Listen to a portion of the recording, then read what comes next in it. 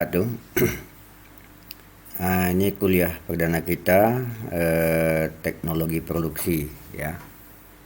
Di kesempatan pertama ini saya hanya ingin memaparkan tentang kisi-kisi teknologi produksi tersebut. Nah, yang saya rangkum dalam pemahaman teknologi produksi. Jadi teknologi produksi ini sangat luas ya, kajiannya sangat luas,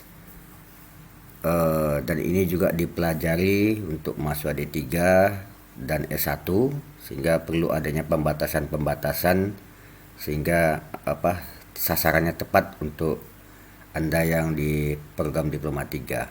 Oke, kita mulai saja. Teknologi produksi itu ini dari berbagai sumber, Anda bisa lihat di Wikipedia. Itu didefinisikan sebagai cara meningkatkan produksi dan produktivitas yang dapat diterapkan secara luas dalam industri atau home industry, manufaktur dan jasa. Ya. Jadi saya ulang lagi, teknologi produksi itu adalah cara meningkatkan produksi dan produktivitas yang dapat diterapkan secara luas dalam industri atau home industry, manufaktur dan jasa.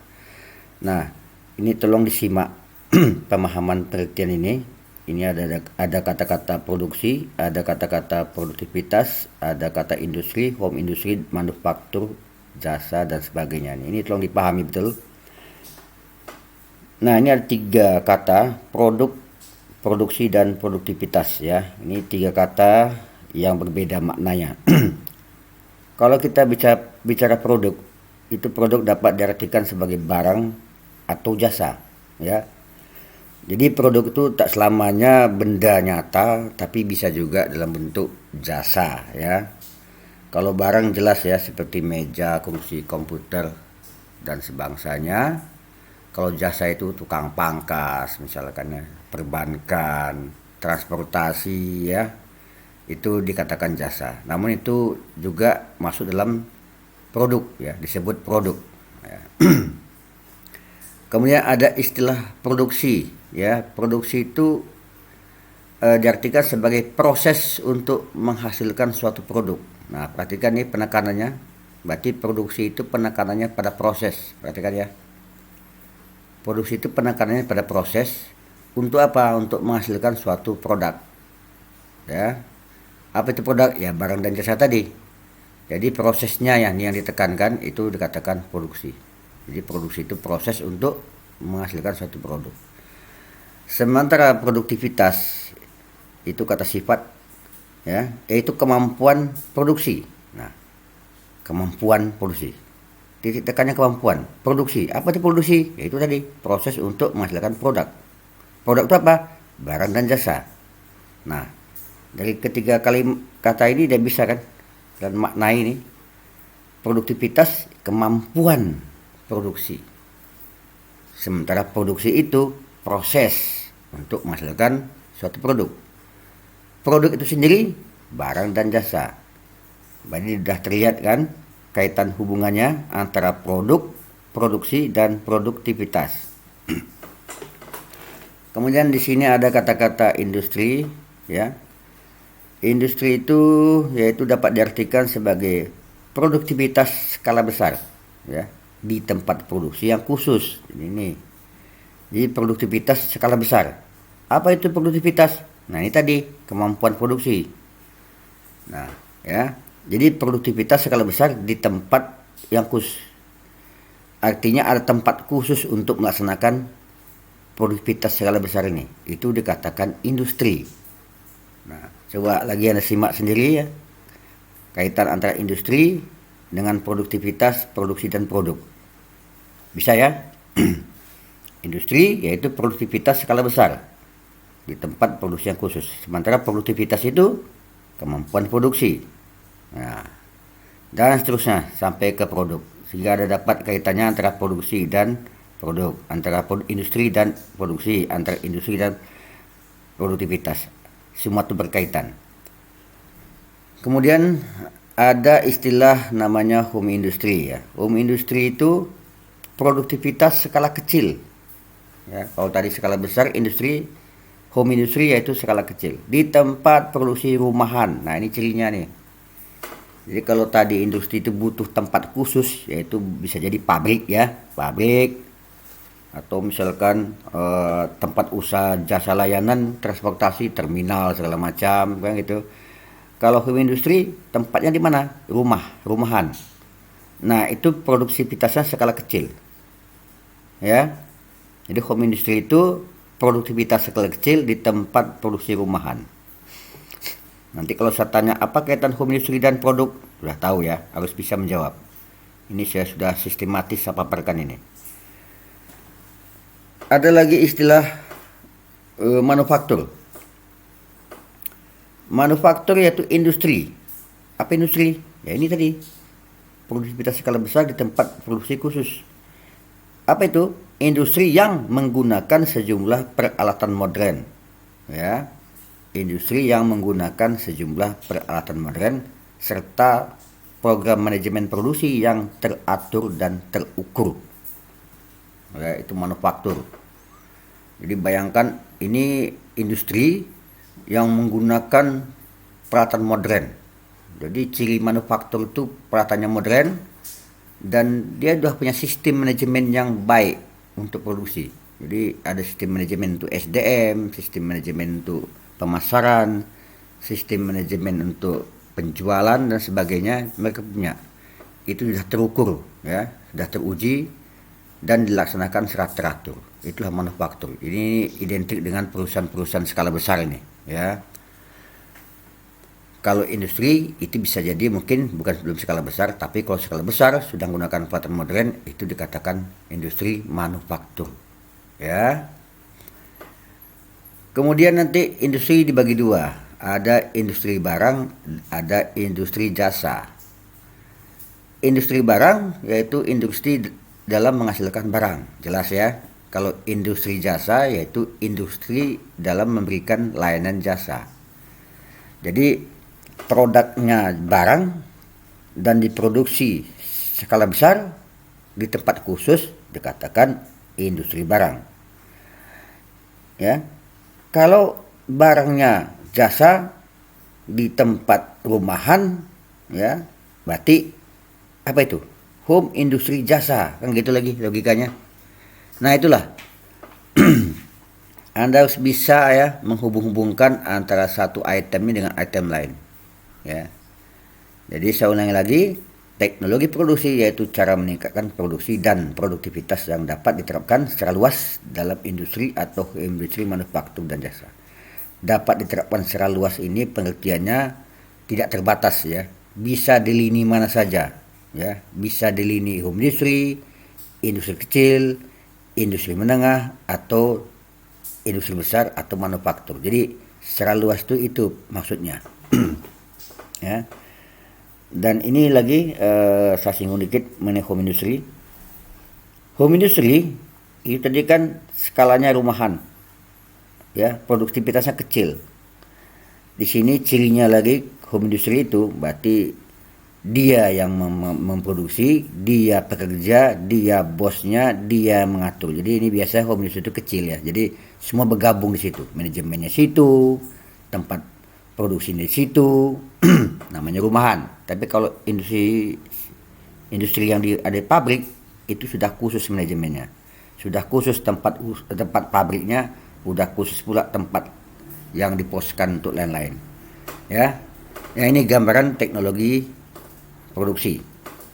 Oke, kita lanjut. Sementara kita membahas tentang apa? Dasar teknologi produksi. Tadi ini teknologi produksi, sekarang dasar teknologi produksi. Nah, dari terminologi di atas, dari terminologi ini, maka lingkup dari pembahasan dasar teknologi produksi, yaitu berdasarkan kurikulum D3 kita, akan berada dalam wilayah keterkaitan sebagai berikut. Berarti inilah wilayah keterkaitan yang kita bahas nanti. Ya, ada kaitannya nih. Coba perhatikan, yang mana yang nggak ada di sini. Oke, coba bandingkan. Nah, yang hilang adalah industri, ya, hilang.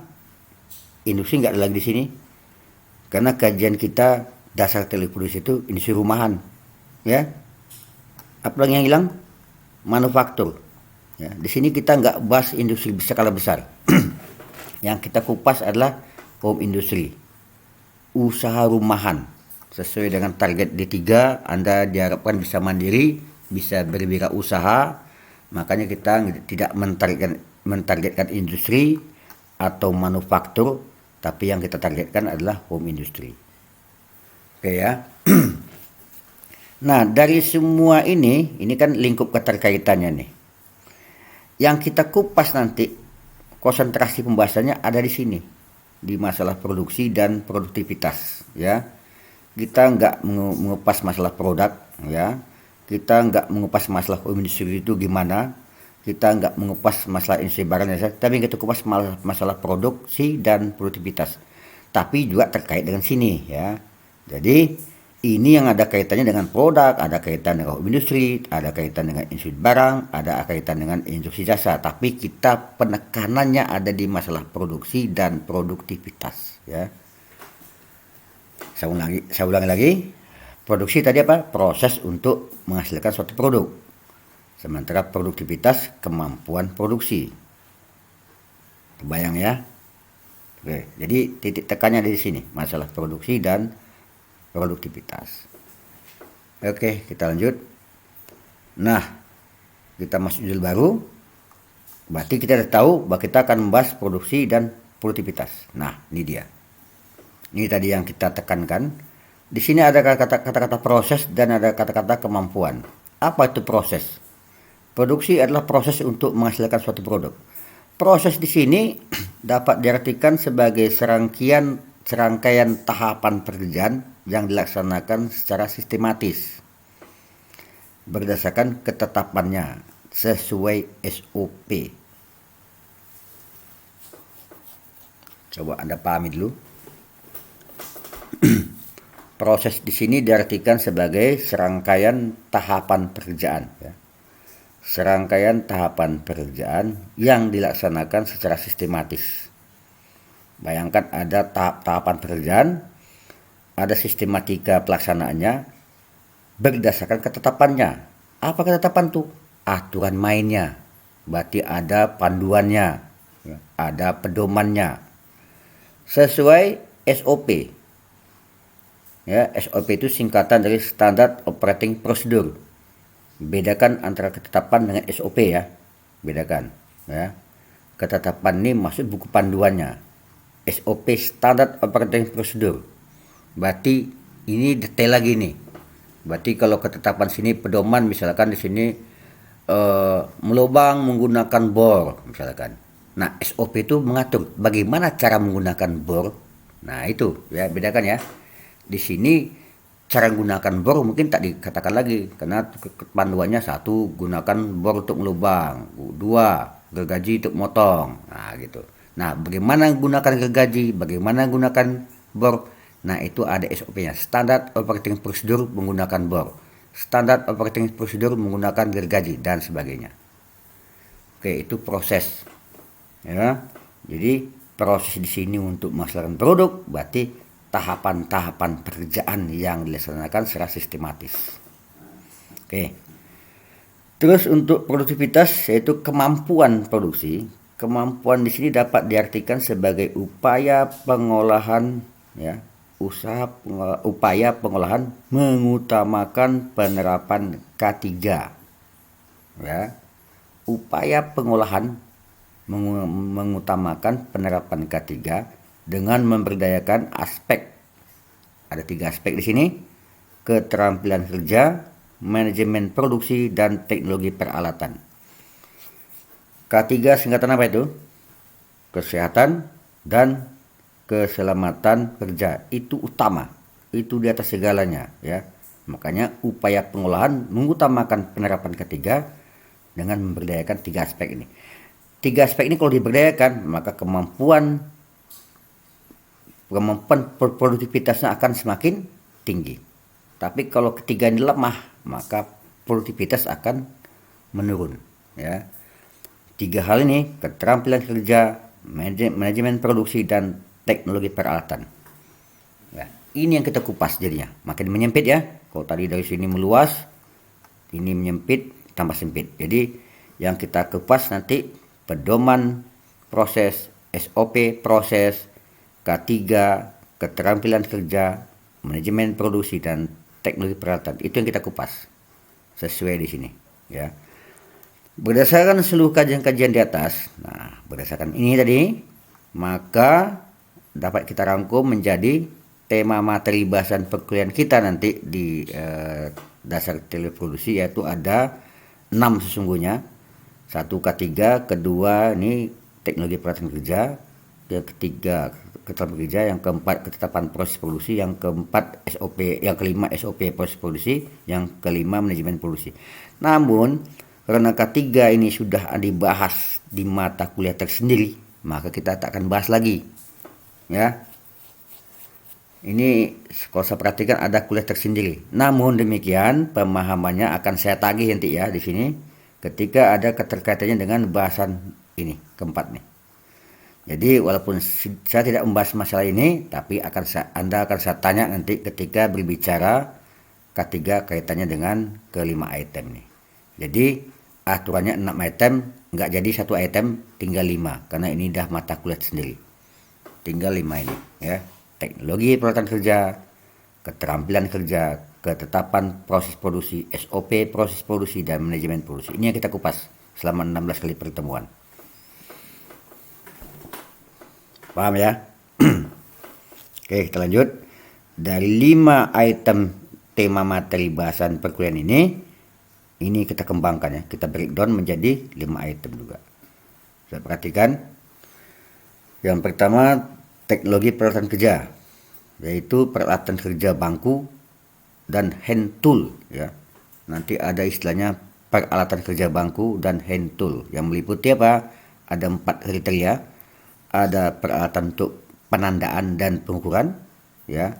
Jadi kalau orang mulai kerja kan itu materialnya ditandai dulu, diukur-ukur dulu ya. Ditandai mana yang mau dipotong, ditandai yang mana mau dilubang, diukur berapa besar pemotongannya. Nah, itulah ada alatnya. Kemudian lagi ada peralatan kerja untuk pembentukan atau assembly.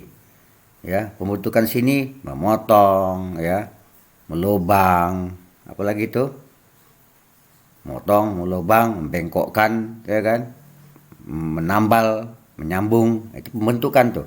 Nah itu ada alat kerjanya, alat kerja untuk pembentukan namanya itu. Kemudian ada peralatan kerja untuk penghalusan, finishing, ya batu asah, misalkan, amplas, ya, dan sebagainya. Kemudian ada peralatan kerja untuk pengujian ya, menguji sampai apakah betul-betul sudah lurus, apakah betul-betul sudah rata air misalkan. Nah, itu bisa diuji. Ya, itulah peralatan kerja nantinya di teknologi peralatan kerja yang kita kupas. Kemudian nanti ada yang bagian kedua. Setelah ini selesai kita bahas, kita akan masuk nanti keterampilan kerja. Jadi Anda akan diajari bagaimana keterampilan dalam mempersiapkan material yang akan diolah tentunya. Terus keterampilan mengefisienkan penggunaan material, artinya tidak boros material. Ya. Kemudian keterampilan mengefisienkan waktu pengerjaan. Jadi waktu pengerjaan yang bisa dipersingkat, ada tuh trik dan tata caranya. Terus keterampilan mengefisienkan langkah atau tahapan pengerjaan. Jadi ada langkah-langkah pekerjaan yang bisa dihemat sesungguhnya. Nah, itu ada tata caranya. Terus keterampilan quality control. Tahu kan quality control? Artinya setelah pekerjaan selesai, ini diuji. Kata tadi ini, apakah ini sudah sesuai mutunya dengan yang diharapkan?